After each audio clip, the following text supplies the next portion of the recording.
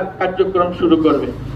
এখন আপনি আমি যখন আজান হচ্ছে ফজরের, আমরা নাক ডেকে ঘুমাচ্ছি,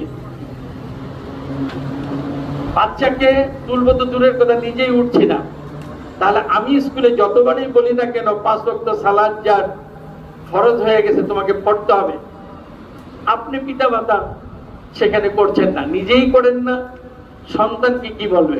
তাহলে সন্তান কিভাবে আমাদের কথা শুনবে?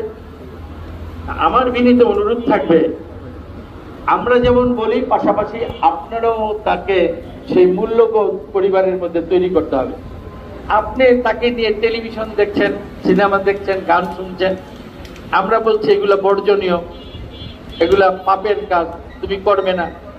আমরা তো বলে দিলাম, বাড়িতে গিয়ে বাপ মাকে দেখলো, তাকে নিয়েই অনুষ্ঠান দেখছে, তাহলে কিভাবে তার মূল্যবোধ তৈরি হবে? আমাদের যে চিন্তা ভাবনা সেটা সেখানে গিয়ে নষ্ট হয়ে যায়। আপনাদেরকে আমরা বলি, অভিভাবকদেরকে, আপনার সন্তান বাড়ি থেকে যখন বেরিয়ে যায় কেমন বন্ধু বান্ধবীর সাথে মিশে এগুলা লক্ষ্য রাখেন, এগুলা ভালো করে দেখেন। আপনি দেখলেন না, তারা তাদের ইচ্ছা মতো দুষ্ট সঙ্গী সাথীদের সাথে চলাফেরা করলো, তাহলে আমরা যতটুকু সময় পেলাম আমরা বুঝালাম, এটা থাকবে কোথায়? নিরর্থক হয়ে যাবে। তো এই দিকে খেয়াল রাখতে হবে।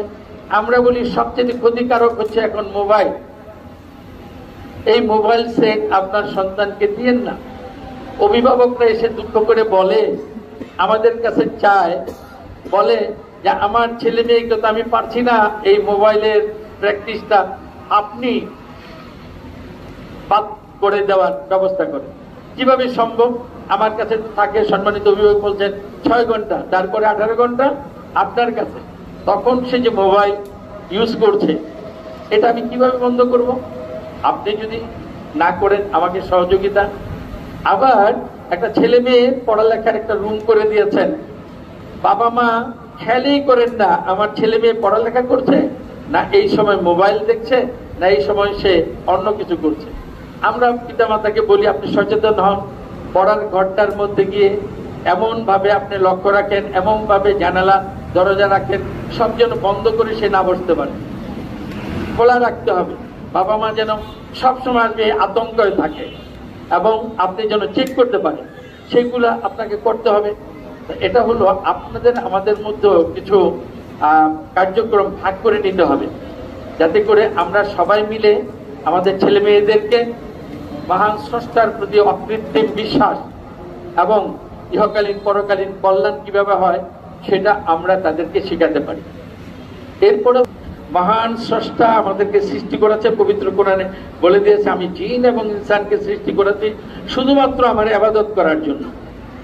তাহলে আপনাকে আমাকে কি জন্য সৃষ্টি করেছে? আমরা জেনে গেলাম যে একমাত্র মহান স্রষ্টার ইবাদত করার জন্য।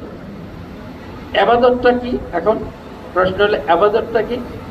ইবাদতটা হলো মহান আল্লাহর আদেশ এবং নিষেধ মেনে চলা, এটা হলো ইবাদত। তাহলে প্রথমেই আপনার আমাকে একটা ধারণা নিতে হবে, সবচেয়ে বড় শিক্ষা হলো আমাদের আপনাদের সন্তানের জন্য যে মহান স্রষ্টাকে চিনার জন্য যে শিক্ষা, সেটা হলো সবচেয়ে ইম্পর্টেন্ট, সবচেয়ে গুরুত্বপূর্ণ। বাচ্চাকে শিখাইতে হবে মহান স্রষ্টা কে, তার গুণাগুণ কি, তার আদেশ নিষেধ কি। এটা আপনার আমার ছেলে মেয়েদেরকে বুঝাতে হবে এবং ভিতরে ঢুকিয়ে দিতে হবে। খালি বুঝালে চলবে না, ঢুকিয়ে দিতে হবে, এই বিশ্বাসটা তার মধ্যে ঢুকিয়ে দিতে হবে। এরপর আল্লাহ কি বলছেন? এই পৃথিবীটাকে আমি একটা পরীক্ষা ক্ষেত্র করেছি, কে তোমাদের মধ্যে কর্মে উৎকৃষ্ট তা যাচাই করার জন্য। তাও তো বলে দিয়েছেন আল্লাহ। তাহলে আপনার আমার সন্তানকে কর্মে উৎকৃষ্ট করার জন্য আপনাকে আমাকে কাজ করতে হবে। কর্মে উৎকৃষ্ট করতে হলে কি? সেখানে সৎ কাজের আদেশ দিতে হবে, অসৎ কাজের বাধা নিষেধ দিতে হবে। এটা বাপ মাকে মনে রাখতে হবে, কঠোরভাবে প্রত্যেকটা পরিবারে এটা মেনটেন করতে হবে।